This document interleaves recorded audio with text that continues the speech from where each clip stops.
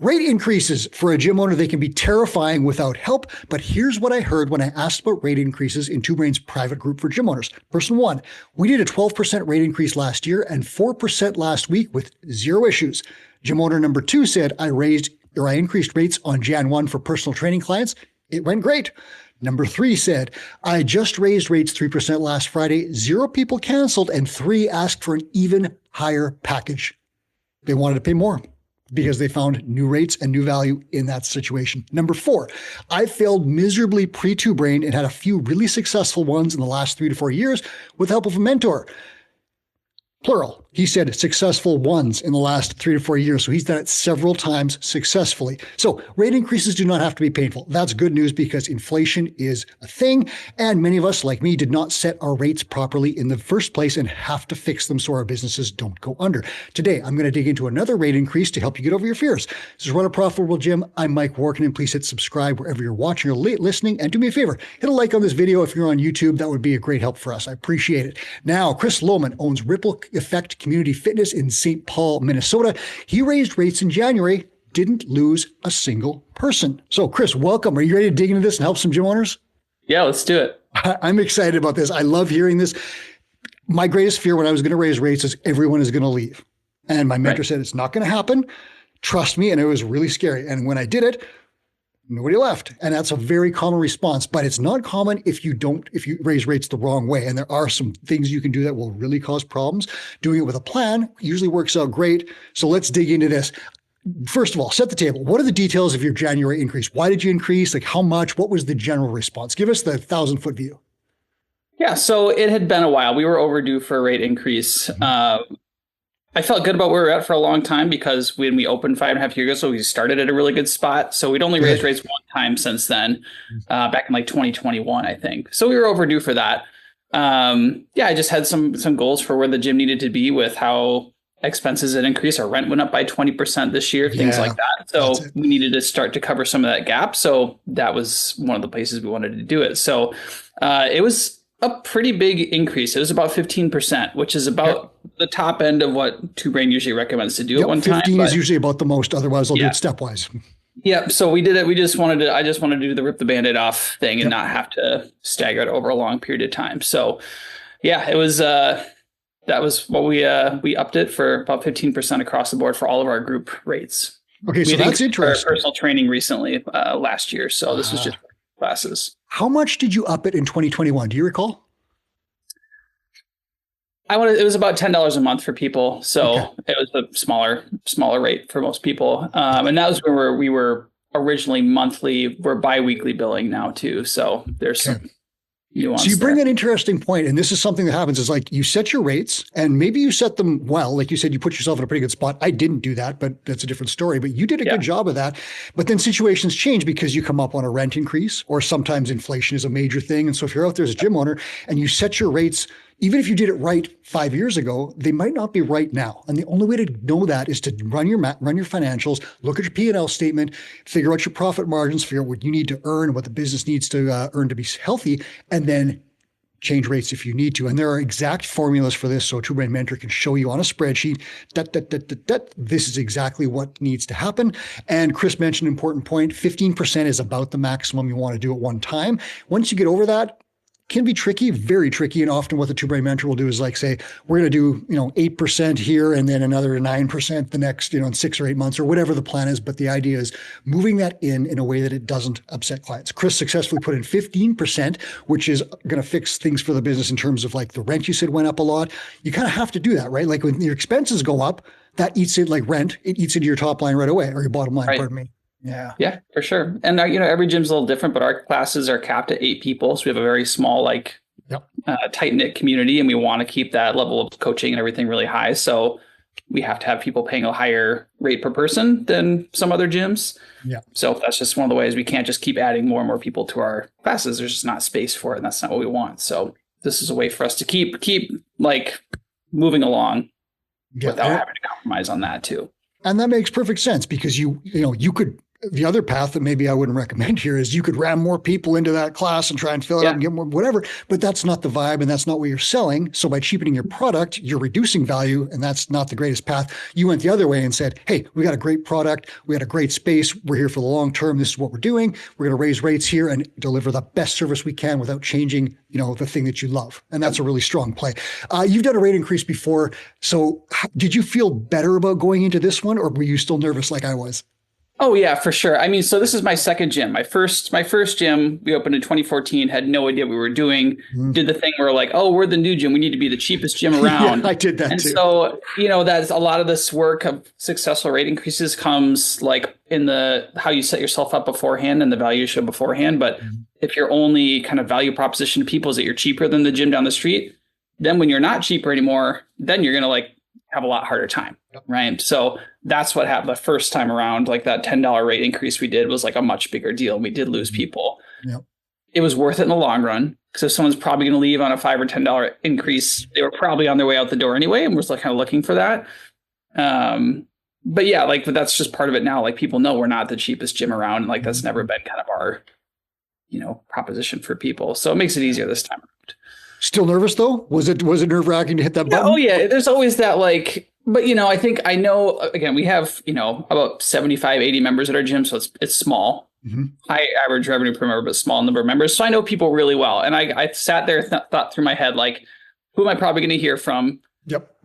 I thought of two people that I thought I might hear back from. I heard back from one person, just like basically just saying like, oh, this is surprising or something like that. And that was it. Like I knew they were going to say something, but they weren't going to leave.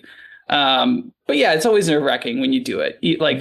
But compared to the first time around where I was like, the gym's going to go under, like everybody's going to leave. People are going to revolt or whatever. And just having the community, the Two Brain community too. Like I can text some of my friends in the group, be like, all right, rate increase going out tonight. Like send good vibes, like everybody gets it. So that helps too. Yeah. But yeah, just having the playbook, like, I didn't have to do anything special or different. Like I followed the kind of the script that Two Brain has that works well. And that helped. Like it's super simple. I see a lot of people like writing these like walls of text in these like emails trying to justify all their different price increases and stuff. And like, it doesn't have to be that hard. Yeah. And I was that guy where I had the Two Brain text. It was very short and simple. And then I revised it and wrote this giant long thing because I'm a writer. I'm like, I got to explain more and do this. And it was a big step for me to say, no, you know what? Don't do it your way. Do it the way that has been tested, that your mentor recommended. And I deleted all the stuff that I was putting in there about justifying and this and, explaining, over-explaining. And I just sent what my mentor told me to send. It went much better. And that's the point, is that the stuff has been tested. The other thing that I love that you mentioned is this process of looking at your members and saying, there's an actual process that the mentor uses. Who's likely to leave? Who am I sure of? Who's maybe on the fence? Who's a goner if I do this? And you look at them and you would mark them red, green, and yellow. And again, we're not making people into like little boxes on spreadsheets, but the idea is you do have to run a business and it does come down to numbers. So you do this. And then you start saying, okay, even if I lose all my reds, all of them, is my rate increase still going to generate more revenue?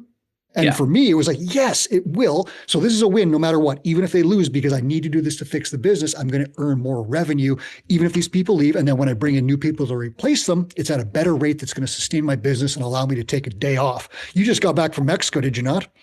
I sure did. There you go. And that's a rate increase helps with stuff like that, because as an owner, you need to be fresh because you can't think if you're just constantly stressed out in your business. So talk to me a little bit more about the planning of this thing. When did you and your mentor start planning this rate increase? And how long was it from the initial, like, I might need to do this to rolling it out? So I think this was something that came up in the September Tinker meetup in Columbus. So we do 90-day sprints in Tinker where we kind of think through what we want the next quarter to look like. So I was kind of thinking ahead to like, okay, January 2025, what do I want like kind of my revenue and things to look like going forward from that? So I kind of had that as my goalpost. And that was one of the tactics we needed to do that I knew was probably overdue, was raising our group rates. So September is your start point. Yeah, September is like when I first started kicking around. I have one full-time coach who's, like kind of my operations person at the gym. We sat down and kind of mapped it out. What do we think the price changes should be? Ran it by my mentor, Courtney. And then we sent that email on December 2nd. So it took a little bit of time just to to get all the details in time. But then we actually raised the rates on January 15th. So we gave people about a 6-week heads up, just to make sure nobody was surprised, waited till after the holidays. So yeah, I mean, you could do it faster, but I think it's important to give people enough heads up that they feel like they have time to talk about it with you and like plan a little bit if they need to. And that's one of the things the mentors have recommended timelines, and they'll tell you, we recommend you announce here and for the increase there. So meaning like it might be a lead time of whatever it was, but they'll work with you to figure out what's best for your unique situation. I love what you said. You said it took like a bit of time to get this going, but in reality, this is part of your quarterly and annual plan. You know, you came up with this in September and you looked at it and said, here's where I want to be in January. And that's forward thinking. And that's what a CEO needs to do. And I never did that. I was month to month where I was just like, holy crap, I just need to figure out like 3 more members and like spinning plates, the whole deal. You sat down and said, I think this might be needed. I'm going to plan this, execute, done, quarter. And all of a sudden, January 2025, and you're in great shape. You hinted at some of this stuff, but give me a few more details. What are some of the key elements of the plan with your mentor that helped you sleep at night when you're thinking about this thing? Yeah, I think like you said, like walking through my list of members and thinking is there anybody that I'm pretty confident is going to leave? And usually it's those people who, you know, are showing up really sporadically. Like those are the people that you tend to probably lose if you do the price increase, right? But we don't have it's usually they're on the edge anyway, right? Right, exactly. If a $5 increase is going to make them quit, like they were probably on the verge of quitting anyway. And like you'll be able to replace them with somebody who's going to come more and contribute more to the community anyway. So yeah, just the pre-planning, looking at members and everything, running those numbers and like, I mean, projecting like, oh, what will our revenue look like with this versus without? Like that's usually like a pretty motivating factor to do it too. Be like, it's going to be worth it. Yeah, just following the script and I like running it by my mentor. Like it doesn't have to be as complicated and as hard as people think, I think. But I like doing it in January too, because then you can say, here's our 2025 rates, right? And it just... There are some gyms, and I wish I had done this, that will do an annual increase every year. And it's just part of the thing. And it's just like on intake, members know, you know, rates go up every January and it's just an established part of the business. How great is that for the business? Because you know that Netflix is going to do it. Every other subscription you're, you know, that you have is going to probably go up every year. You know, and I think it's helped a lot too. We've never like grandfathered anybody in it, like, or kept people at their old prices. Like that gets people into a lot of trouble too. It really does. Yeah. Like, Netflix isn't going to let me keep my same rate from 10 years ago because I've been a long-term customer. Like it just doesn't work like that, you know? Yeah. And it's not about gouging clients and taking more and all this other stuff. But the reality is like, as a gym owner, business owner out there, how often has your landlord said, hey, your rent's going down by $1,500 next year? It never happens, right? Like the phone company never says, oh, you're getting cheaper service or this, like your costs always go up. It's just the nature of the society we live in with inflation and so forth. It just happens. And if you don't raise rates, you're actually falling behind every year. So some of these annual increases that I see gym owners doing, they're brilliant. And in the sense of like, instead of going 10 or 15% like we did every 5 years or something, they're going 2% a year, staying pace with whatever they need. And all of a sudden everything works out just fine. And their members know it and don't bat an eye because 2% is really nothing in the grand scheme of things, right? Right, exactly. And there's a plan for that, of course. So you actually did the thing again where you went through and said, if these people leave, I lose this revenue, but I gain this overall. Did you actually use that math? Yeah, it was pretty easy. Like I said, there were only a couple people I thought were like maybe yellows. Again, like every gym's so different. Like the smaller community helps a lot. People are really plugged in. So we usually have a pretty good pulse on that. Yeah. I mean, if you're selling, you know, high value coaching to 80 people in your gym and you know, you're named it community fitness and you've got people in this tight group, you're probably going to have less reds and yellows. There might be a few in there. Larger gym. I think when I did our rate increase, I think we had about 200 members and we were doing the big group model where we had larger classes and things like that. And we had, you know, I think I put in, you know, 20 reds or something like that. Less than that left. And in fact, people said to me afterwards, some people came up and said, it's about time. We were worried about you. You know, thank you for doing this. There was no problem. So talk about your rollout. What was the reaction when you said this? Like, what did people tell you at ground level? Yeah, I mean, because I think, you know, for background too, there's been a lot of gyms that have closed in our neighborhood in the last year, especially. So we've had a lot of people coming from gyms that have closed. I've had a couple people that went to a new gym because their gym closed and then their new gym closed and were their third gym in the last year. So they're like, you're not going to close, right? And like, this is something like, you know, having the the skills and like being willing to take the hard steps that are necessary, because I want to stay in business. It's in their best interest and mine for us to be in business as long as possible. It's just part of it, right? Like, as much as I don't want people to have to pay more, but like realistically, like I'm paying more every year for everything I'm putting out, right? And that's part of it too, I think, is all the time you have to show that you're worth it, right? And like doing the small things and the bigger things to like show your members that you are progressing as a gym too, whether that's like a little bit of new equipment here and there. Like we expanded our space this year significantly, like added more class times, things like that. So there's ways to kind of show that too. Like, and we found the same thing. You're raising rates every year, but you have the same old equipment, and like, I don't know, that makes it harder too. Yeah, it really does. A few things, like it's as simple sometimes as just like a coat of paint somewhere and people think, this place is moving, and it's just like revising a few things, maybe a new piece of equipment, fixing some stuff. And there are ways to show that value. The other thing is just to like showcase the value of your coaching and the results. So like in goal reviews, you've lost 10 pounds, you're halfway on your goal to 20, incredible progress. And the member's like, I'm accomplishing a huge life goal that's going to affect my fitness and health. Oh, $15 extra for that? Sure. So did people did you said one person kind of emailed was like, okay. But were the rest more or less just like business as usual? Or did you get people come up and talk to you and say, hey, good work?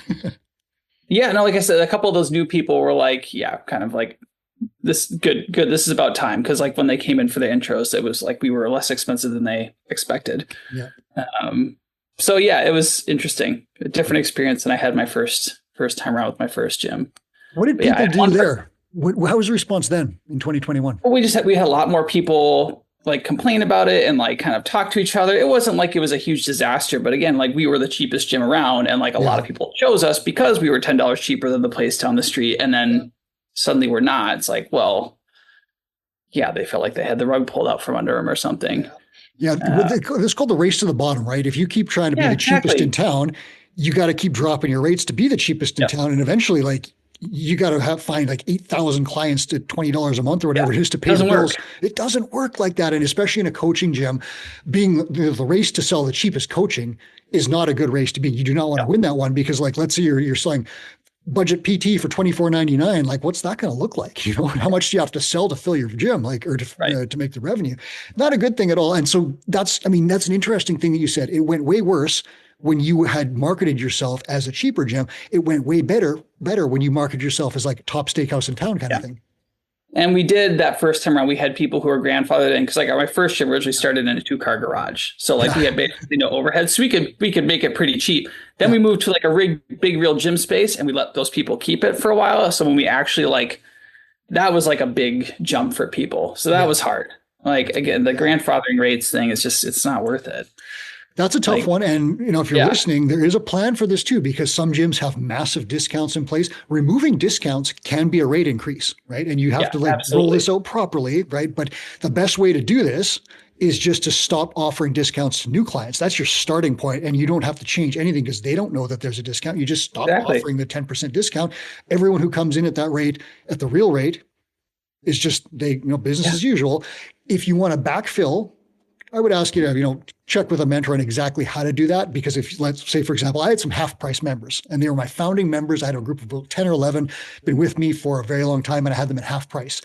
Yeah. If I'm going to bring them up to the rate that it should be, which probably should have been closer to $200 or something like that, doing that overnight, maybe not the best thing, but a mentor can tell you how to do this. So if you have discounts in place, a good step, get rid of them. First step, stop offering them in the first place, Oh, 100%. That's not as hard as people think either. No. Ask like, do you have a discount for couples? No, we don't. And then they move on. That's it. That's the end of the conversation. Like, and it's just no, we don't. That's the great answer. Like, I love that answer. That's it. That's the end of the answer. Like, you don't have to justify it or go like, it's fine. People don't usually press on it. Do you do goal review sessions?